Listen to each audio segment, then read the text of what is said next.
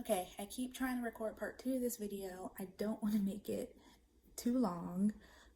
My apologies for the first part of the video cutting off. I don't like to rewatch myself, so it took me a while to actually watch the video to see what uploaded before I realized it cut off, and then yada yada yada. I just haven't really had time to sit down to tell the rest of the story because a lot has happened since then. But let me get into it. I think the first video cut off with me saying that for the longest time, my closest match on the site was somebody who fell into the second to third cousin range. The account is administered by somebody that I'm not related to. I cannot figure out who the person was. I sent the administrator messages telling them about myself, asking for just some information on how I might be related to this account that they're administering, and several messages later, no response. I do have a development on that side, even since the last video that I recorded, but I'm not going to go into that for purposes of this video. But yes, that was the closest match that I had on the site for the longest time. Fast forward, I'm trying to really speed through this story, but get all of the good bits and not have this video be too long. I'm sorry, I keep rambling. Anyway, fast forward to February of last year, I finally got a hit. Or not a hit, but another match came up. This time, this person was even more closely related to me. They showed up in the close family to first cousin range. When that comes up on Ancestry DNA specifically, it doesn't necessarily mean that it's a first cousin. That's just the best label that they have for it. And the important thing to pay attention to is how much DNA you actually share with that person. Up until I guess kind of while I was doing family research over the years, mind you, I can't remember if I mentioned this in the first video or not, but I took the Ancestry DNA test in 2016 or 2017. I can't remember which year at this point, but it had been a few years since I initially had taken the test.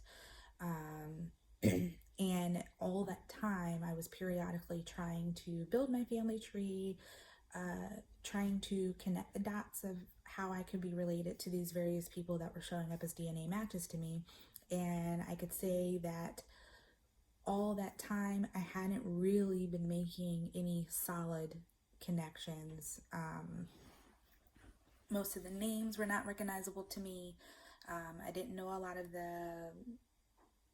I didn't know a lot of my family history either, past maybe great grandparents.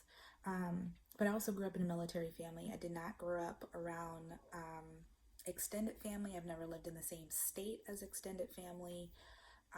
So I already knew that I was going to have some challenges trying to put the pieces together and build my family trees. On top of the fact of being Afro-descendant, African diaspora, or African American, whatever you want to call it, a lot of our family names are not our names because of slavery. So I don't know where a lot of our family names came from. So I already expected challenges trying to make connections and build my family tree, like I said. So anyway, February last year, this person shows up as closely related to me within the, it says close family to first cousin, like I said. And then when I looked at the amount of DNA that I shared with this person, it was in the range of being about 25%.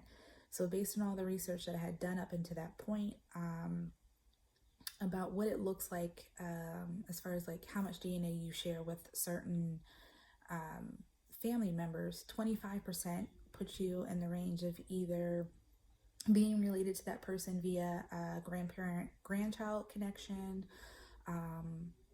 aunt, uncle, niece, nephew connection, half-sibling connection, or I think that's it. Those are the three connections. So based on the amount of DNA I shared with this person either was going to be, well, they were female. I know they were female by their name, and in their profile. So this person either was going to be an aunt, they were going to be a grandmother, they were going to be a niece, or they were going to be a half sister. Those were the four possibilities. And for me, that was really strange. Like I said, I grew up in a military family. I grew up with my mom, my dad, and a younger brother, and that's it. So I'm looking at this and I'm like, all right, this is weird. I don't know who this person could be. I don't think it could be a niece because, like I said, I have a younger brother. I have a nephew from that younger brother, but the likelihood of him having another child, no. It also could mean that I'd have a full sibling out there with a child that I didn't know about. I don't think, or didn't think that would be the possibility. It could mean that I have an aunt that I don't know about, which means one of my parents would have had to have a full sibling that they didn't know about. What is the likelihood of that? Or it could be a grandparent. Well, I knew all four of my grandparents in my life. Two of them had passed away on my paternal side, so I knew it wasn't one of them, and two of them are still living on my maternal side, and I know they didn't take the test. So, and plus it wasn't a name that it wasn't a name that I recognized. So I'm like, this is really strange. I don't know what's going on here. So I started to try to do some research on the internet, see if I could find a Facebook profile for this person to see what they possibly looked like, so that I could figure out kind of like what their age range, and that would kind of narrow down what their possible relation to me would be. In the meantime, I did send that person a message and ask if they'd be interested in exchanging emails, so we could, try to figure out our connection. I did find a Facebook account that I thought could be that person, and based on how they looked, it put them in the range of being around the same age as my parents, which would make this person an aunt. I'm looking at this person again. If I found the right profile, they don't really resemble anybody I know. My family don't really resemble my mom, don't really resemble my dad. So again, I'm still perplexed, but I'm like, well, maybe this is not the right profile. Maybe I didn't find the right person. So they did respond to me with their email, and I emailed them. I told them about myself. I told them about where my mom's family is from, where my dad's family is from, and then and gave them some family names, and then asked if they, if any of that rang a bell, if they could figure out like how we were connected. Crickets. Did not hear anything back from that person. I asked my parents about the name. I asked them if that name sounded familiar to them. They said no. So I was not getting anywhere. So I'm texting with my younger brother, and I'm like, this is really strange. Something is up. I can't figure out how I'm so closely related to this person. They're not responding to me. I don't know what the deal is. Yeah, I don't know. So the next idea I got was, well, maybe if my younger brother takes the test, I could maybe deduce additional information based on his results, and maybe we could narrow it down some more that way. And I knew that he wanted to take it previously, and I'd actually bought him a test previously that he did not take, and I'll explain that at another time. But long story short, he didn't get a chance to take that one, so I bought him a test again. And as soon as it came in, I went and visited it with him, and I gave it to him. He took it that day. We put it in the mail, and off it went. And that was in March. So the beginning of March. His results came back maybe like 2 weeks later. It was really quick. It was a lot quicker than I was expecting. He allowed me to be the administrator in his account so that I could see when the results came in. So his results came in. I opened it up and oh, I'm laughing because it's so ridiculous and it's crazy. Anyway, I, get the email that his results are in. I open the email and it says that he and I are related within the close family to first cousin range, meaning that he and I, and then actually like looking at the amount of DNA that me and my younger brother share, we share 25% of our DNA, just like this other closely related person, except for he and I share a little bit less DNA than this other person who is showing up closely related to me. So immediately I know that he and I are half siblings, because with a full sibling, you share 50% of your DNA. He and I share 25%. So I'm like, genetically, he's my half sibling.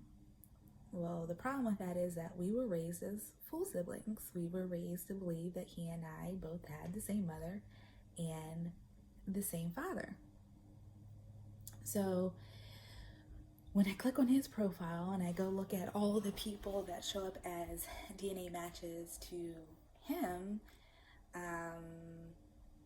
and I'm just like, anyway, it's just like, my mind is blown at this point. Anyway, so I look at all of the people that show up as DNA matches to him, and immediately, I see all of these people that are relatives of our dad that we grew up with. They all show as matches to him, but none of them showed up as matches for me. So right then I concluded that he and I